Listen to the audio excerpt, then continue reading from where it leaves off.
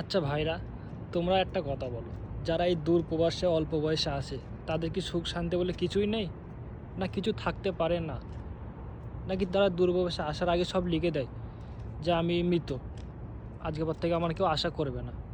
কারণ কথাটা বলার কারণ হচ্ছে একটাই, যে ছেলেটা যখন বাইরে আসে তখন মা কিছুদিন যাওয়ার পরে বলে যে এই মাসে এত টাকা লাগবে, ওই মাসে অত টাকা লাগবে, সেই মাসে এত টাকা লাগবে। আচ্ছা ভাই, তোমরাই বলো এবারটা, যারা বিদেশে আসে তারা এক মাসে কত টাকা ইনকাম করতে পারে?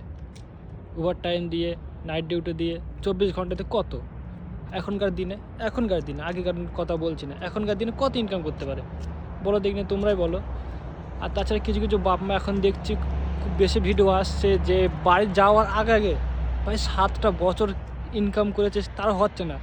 আবার যখন বাড়ি যাবে, বাড়ি যাওয়ার সময় বলছে যে এখন আর 2 বছর থাক, 1 বছর থাক। আরে ভাই, আমরা কি ম্যাশিং? হ্যাঁ, আমরা কি ম্যাশিং?